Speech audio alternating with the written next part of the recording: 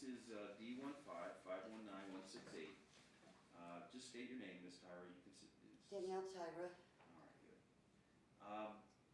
Mr. Vanburen is representing himself since the Mr. Root withdrew back in August, and you filed a motion and a request for expedited hearing, but I didn't see how the motion was served on Mr. Vanburen. How did you deliver it to him? I served it to Mr. Root. Why? Jason told me that don't send him nothing, to send everything to his attorney. Did you get, Mr. Root filed a notice of withdrawal and mailed the notice to his client and to you back in August. Then he took over a case and did an ex parte case with Jason and then withdrawal again. So I'm confused as to.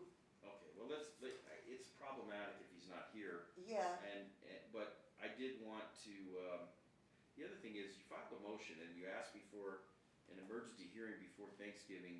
You've asked the court essentially to to enforce a visitation order and for contempt. You said that you filed a motion for contempt and to enforce visitation for Thanksgiving.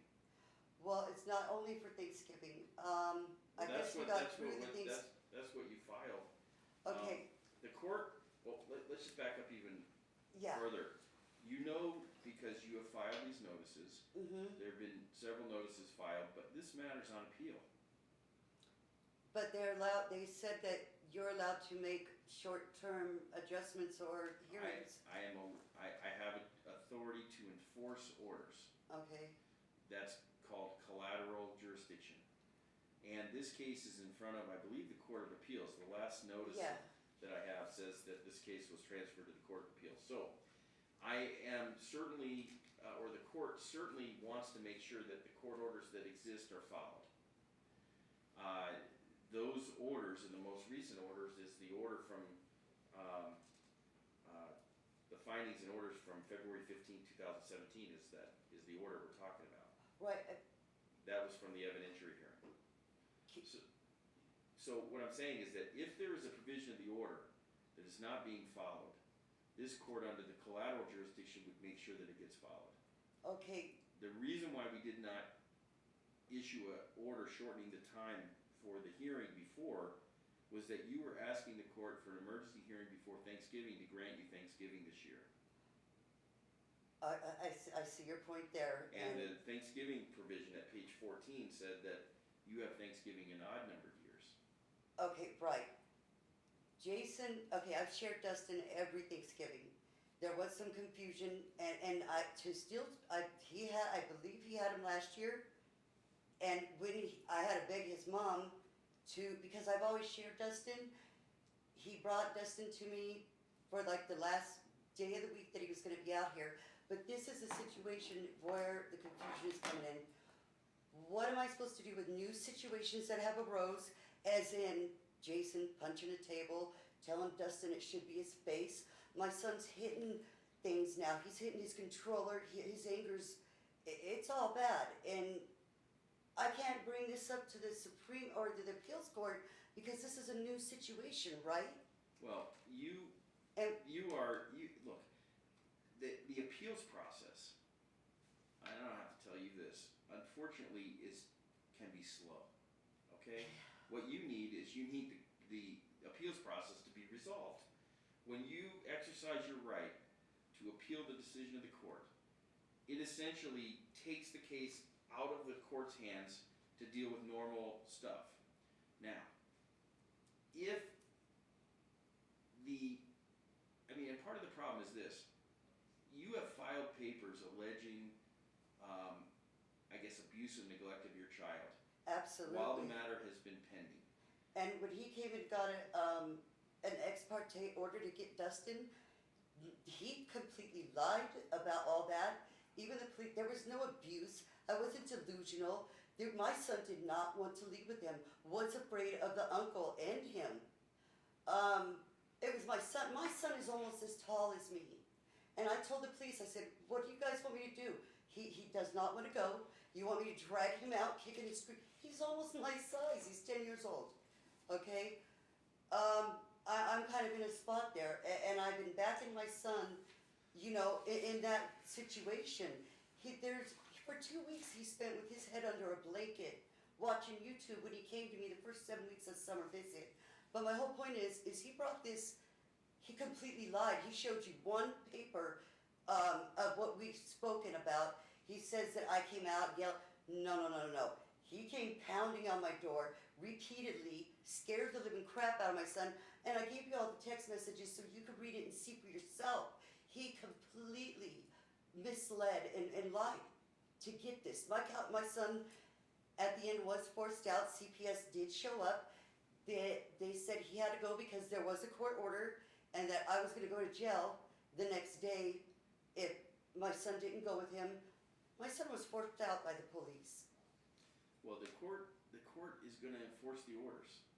Right. And I'm sure that, look, I'm trying very carefully to express that while I respect your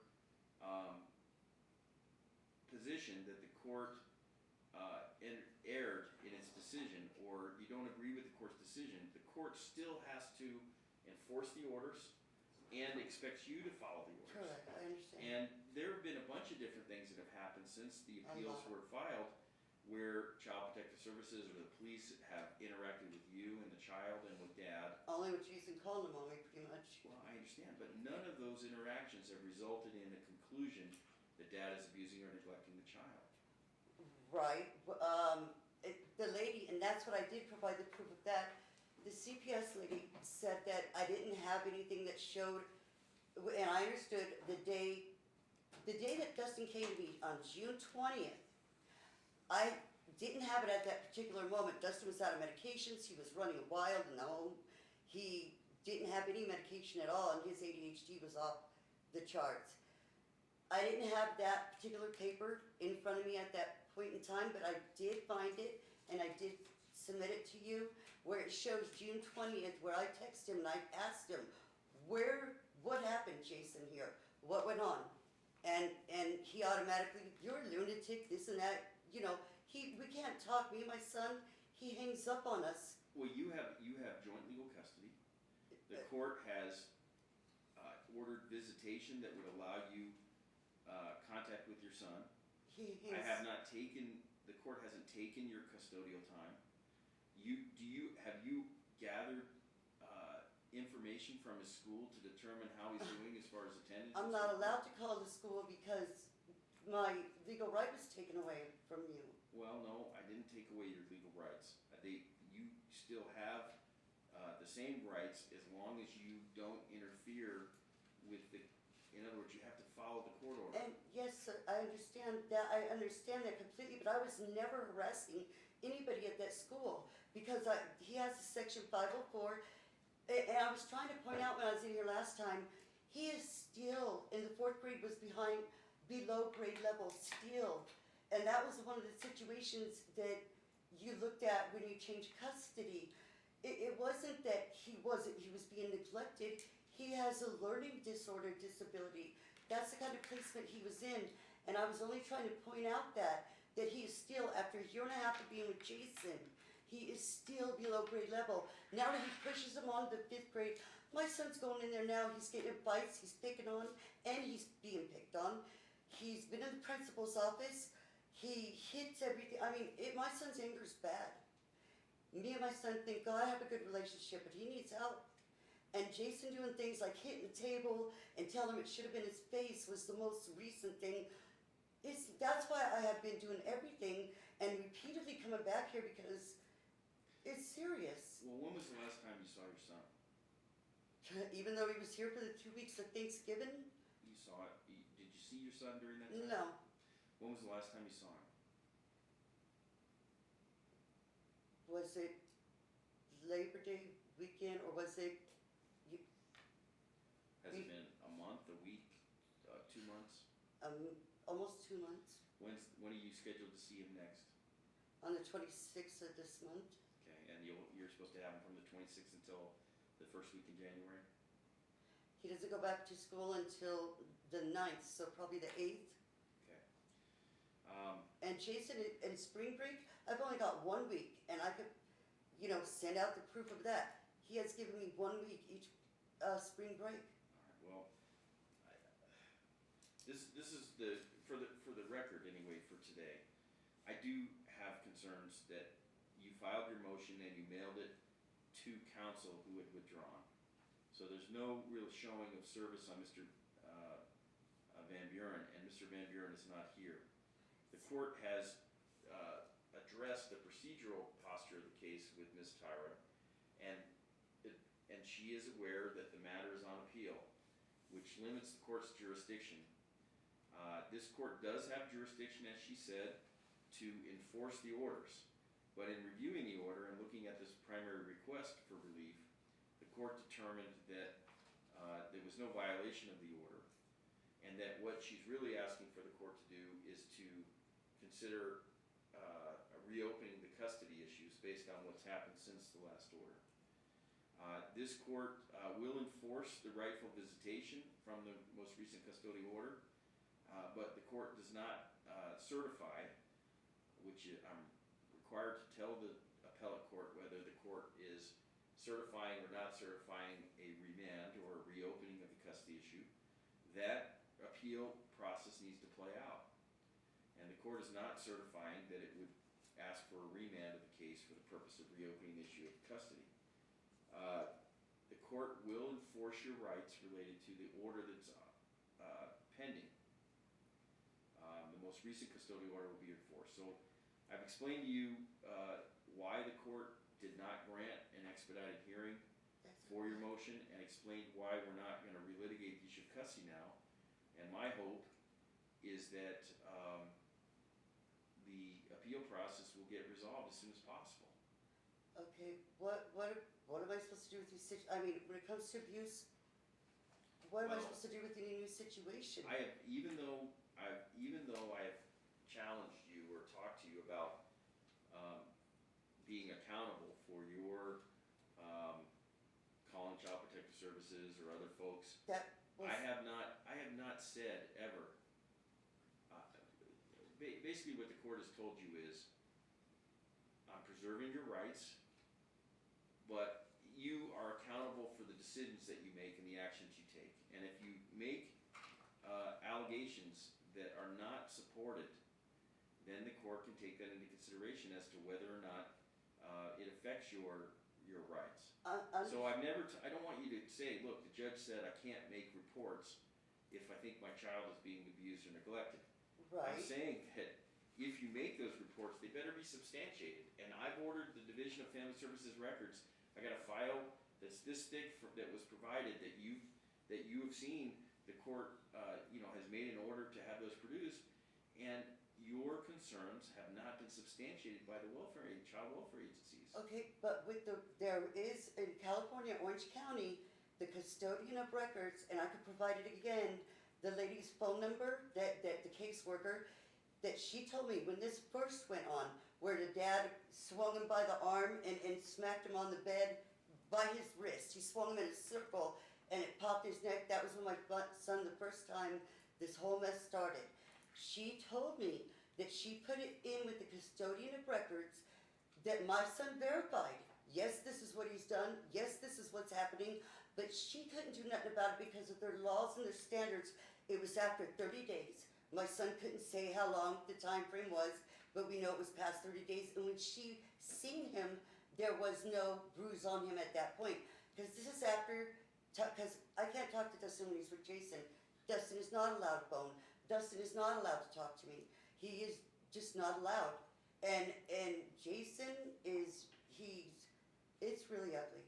So she said she did put that report in the custodian of records in Orange County, because I told her, I said, well, because when I go to court, being that he verbally verified it, and after being away from me for a matter of like 2 weeks before they got to him, too much time has passed.